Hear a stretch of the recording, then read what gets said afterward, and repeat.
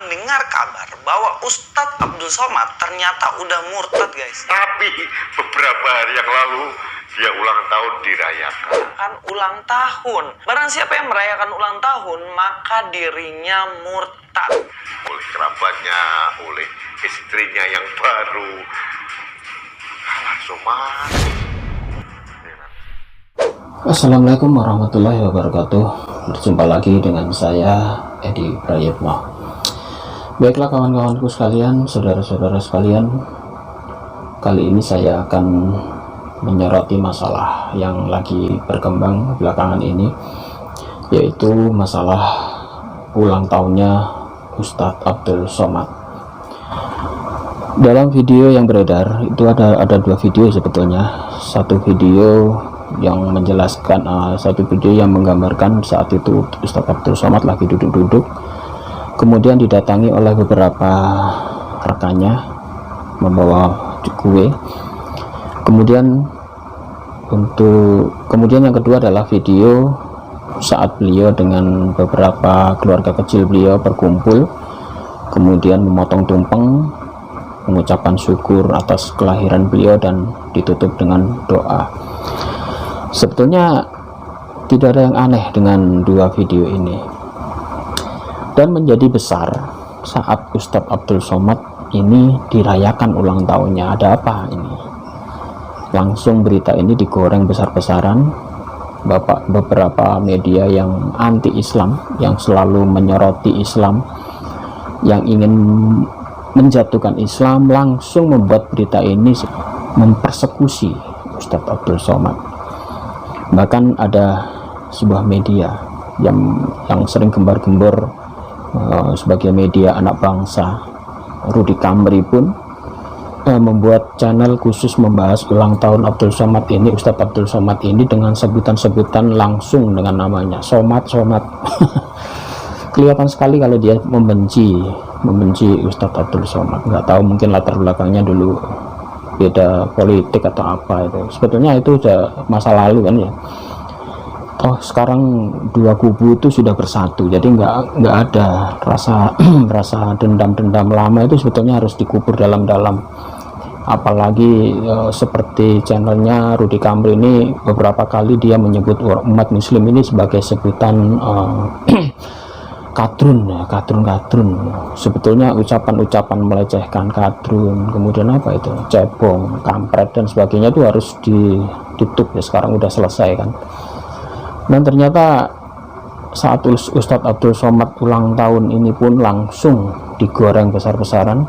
Ini masalah pribadi juga diungkit-ungkit, masalah beliau menikah dan sebagainya. Menikah itu hal wajar kan, udah bercerai menikah lagi itu hal wajar gitu. Dan menjadi hal yang sangat tidak wajar di saat mereka yang membenci Ustadz ini membuat berita ini dilebih-lebihkan, dibesar-besarkan.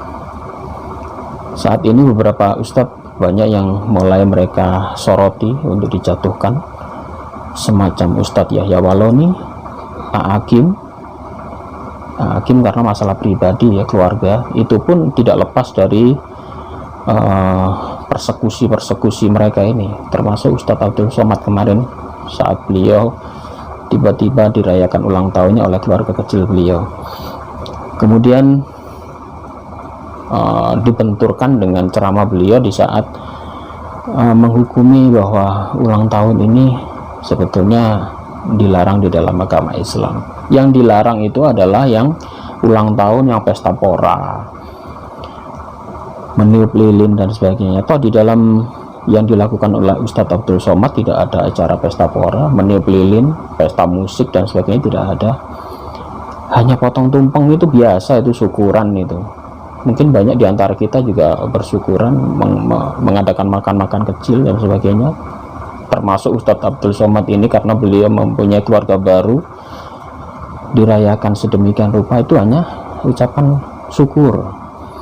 Toh kalau Anda lihat videonya juga tidak mewah amat, hanya beberapa makanan kecil, makanan nasi tumpeng yang dimakan bersama-sama, ditutup dengan acara doa minta keselamatan. Itu biasa ya. Sebetulnya apa sih hukumnya orang Islam merayakan hari ulang tahun? Kalau kita melihat hukum secara pasti, baik itu di dalam Al-Quran maupun di dalam hadis, kita tidak menemukan pelarangan yang pasti, bahkan bahwa itu dilarang dan itu berdosa tidak ada. Tetapi perbuatan-perbuatan untuk memperingati ini secara berlebih-lebihan itu yang tidak diperbolehkan dalam ajaran Islam. Bagaimana pendapat Nabi sendiri masalah kelahiran beliau? Kalau kita lihat di dalam hadis Nabi Muhammad, beliau merayakan 2 hari penting beliau. Apa itu? Yaitu 1 hari kelahiran dan 2 saat beliau diangkat menjadi Nabi. Dan bagaimana Nabi menyikapi kedua hari istimewa ini? Yang pertama hari kelahiran, yang kedua hari waktu beliau diangkat jadi Nabi itu adalah dengan cara berpuasa. Beliau berpuasa di hari Senin karena beliau dilahirkan pada hari Senin, dan juga hari Kamisnya beliau diangkat menjadi Nabi. Jadi beliau sering berpuasa Senin dan Kamis. Ini hari istimewa.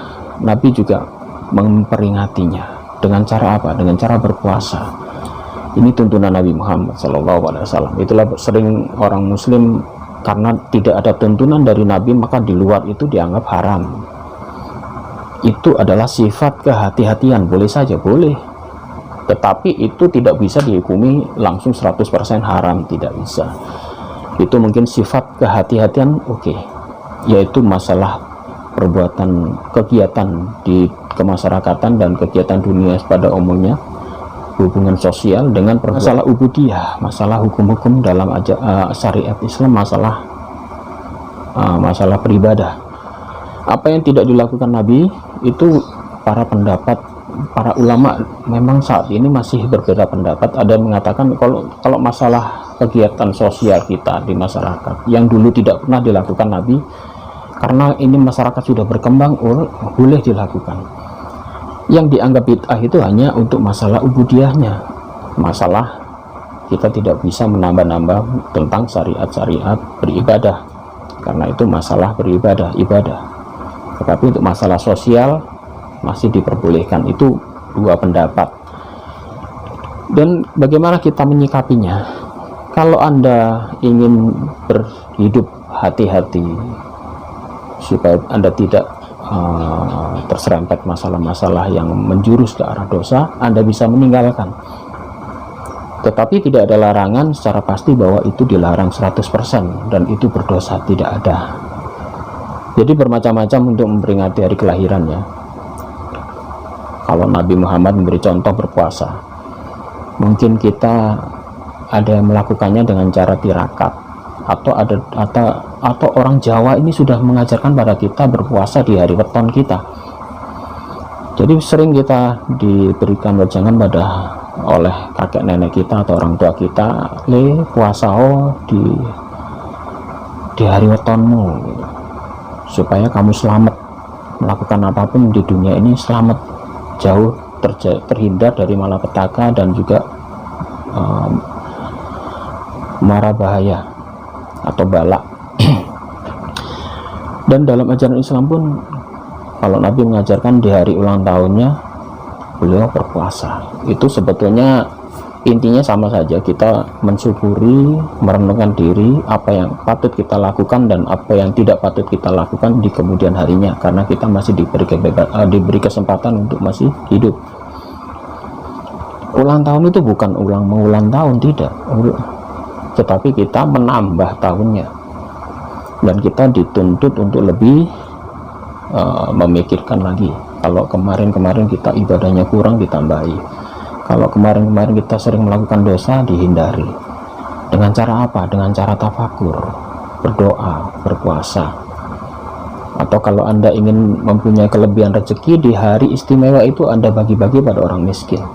Anda datangi yatim piatu, Anda bagi-bagi pakaian, makanan, dan sebagainya. Itu lebih bagus lagi.